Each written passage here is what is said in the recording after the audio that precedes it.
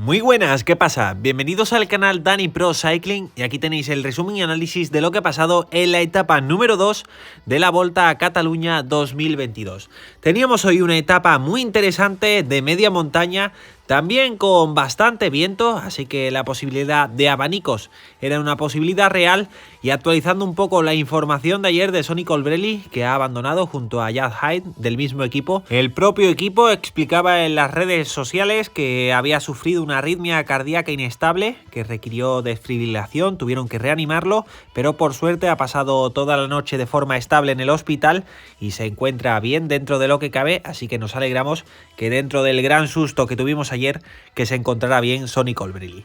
Y aquí tenéis el perfil de la etapa de hoy, si os fijáis, más de 200 kilómetros con varios puertos en la parte intermedia y dos sprint intermedios bonificados. Se daba comienzo temprano en el día a la etapa de hoy y prácticamente desde el principio se formaba una fuga con tres hombres, que son estos que estáis viendo aquí, como son Bou, Moreno y Huideberg, que ayer cogió bonificación y se estaba a 4 segundos en la general, y aunque no lo vimos, había unos sprint intermedios en esa zona y había cogido también bonificaciones. Distintas caídas en el día de hoy, como la de Baioli, que han sido varias las caídas de hoy. También teníamos una sorpresa y era ver a Richie Porte rodando en la parte trasera del pelotón cuando todo su equipo estaba por delante. Luego nos confirmaron que había pasado una gripe. Estos tres hombres afrontaban ya el penúltimo puerto de la jornada con Huideberg, que era líder virtual, un segundo por encima de Matthews. Después de esas bonificaciones, en el primero de esos puertos veíamos como Bou pasaba en los primeros puertos que estuvimos viendo en la retransmisión en directo, y el gran ritmo que se estaba llevando en el pelotón debido a las bajadas.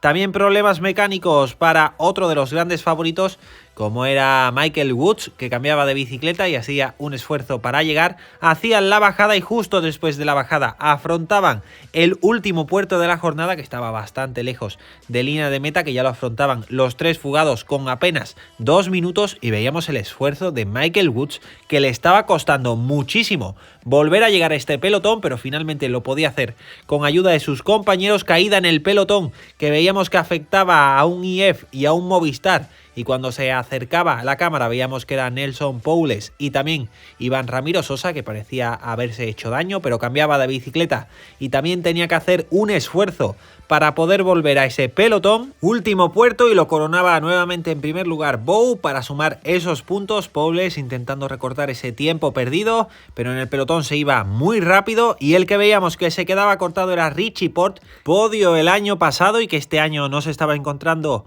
con la mejor de las formas. Veíamos como Poules le adelantaba con muchísima más velocidad, coronaba el pelotón, todos queriendo estar bien colocados para esa bajada que tenía algunas curvas peligrosas, tan peligrosas que hasta vimos una caída que nos asustaba un poco, porque veíamos a un ciclista saltar por el muro en un grupo por detrás donde también se había quedado Kwiatkowski, y veíamos que estaban Tolhoe del Trek. También veíamos en el fondo a Marc Soler, que señalaba al ciclista que se había caído, que lo veíamos subir con alguna dificultad, que era Matías Jensen, el ciclista del Trek, el joven ciclista del Trek, que también lo veíamos que quería cambiar de bici rápidamente, porque uno de sus objetivos es hacerlo bien en esta Volta a Cataluña. Seguía ese ritmo alto del pelotón, pero una vez que pasó la bajada, ya bajaban ese ritmo. Richie Porte a más de 3 minutos y finalmente se tuvo que retirar. Iván Ramiro Sosa, junto con la ayuda de José Joaquín Rojas, que poco a poco llegaban al pelotón después de un esfuerzo de varios kilómetros.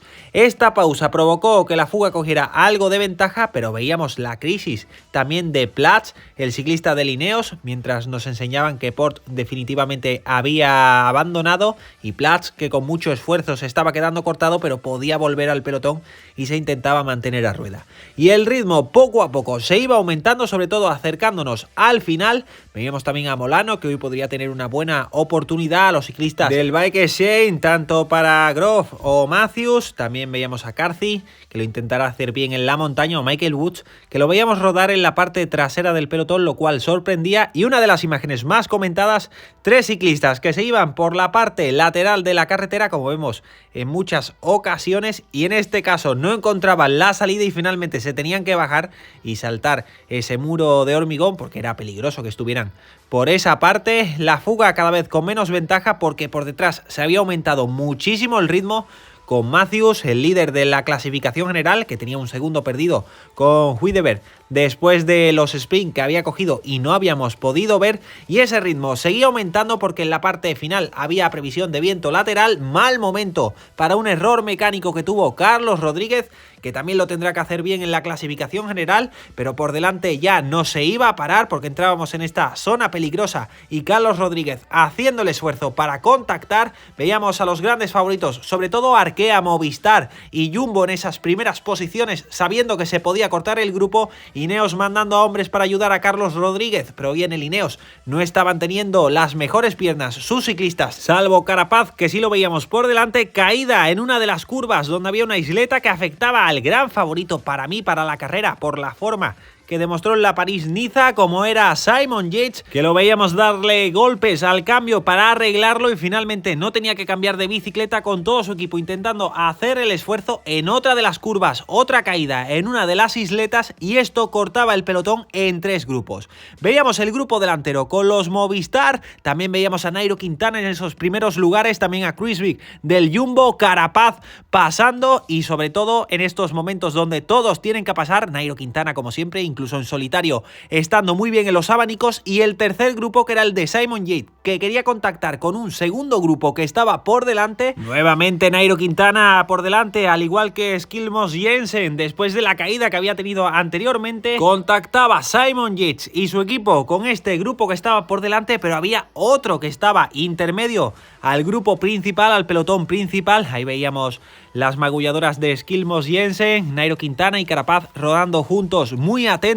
Los Movistar también para Alejandro Valverde, y los Bike haciendo el esfuerzo pero perdiendo unos 40 segundos con el pelotón principal. Y ya nos metíamos en esos últimos 5 kilómetros, entraban también los Quick Step y todos preparados para el sprint final, último kilómetro. Y cuando veíamos las cámaras fijas nos fijábamos en que Matthews le iba a hacer el lanzamiento a Groff, pero Bajhaus se metía entre ellos, hacía la última curva. Bajhaus era el que arrancaba en primer lugar, pero veíamos que Groff saltaba en los últimos 50 metros, golpe de riñón, y finalmente victoria para Groff, con también Matthews celebrando, y el grupo trasero donde veíamos que estaba Woods, Simon Yates, Carlos Rodríguez o Carthy, que llegaban unos 34 segundos. Aquí la toma aérea ganando por muy pocos centímetros, pero el Bike, aunque ha perdido tiempo con Simon Yates, se llevan también ese premio de la victoria de etapa. 2 victorias de etapa en 2 días para el Bike, pese a lo que ha pasado. Aquí el top 10 con Groff, Bajhaus, Hostetter, Vernon, Molano, Peñalver, Matthews, Kruijswijk, Van de Velde y Jensen. Y la clasificación general, nuevo cambio de líder por las bonificaciones. Huideberg coge el liderato, a un segundo Matthews, a 7 Hostetter y a 11 Jensen, Molano, Ciccone, Johansen, Higuita, Bakelans y Omen. Mañana día importante para la clasificación general, primer final en alto, aunque en la parte final hay una pequeña bajada, no es final en alto clásico. El clásico será en la etapa número 4 en un puerto muy largo. Luego tendremos 2 etapas para los hombres rápidos, pero como siempre, ojo con el viento porque se puede hacer mucho daño, y la última etapa con el circuito final y las 6 subidas al Alto de Montjuïc. Muchísimas gracias por estar ahí, por seguir todos los resúmenes, y nos vemos en el próximo vídeo.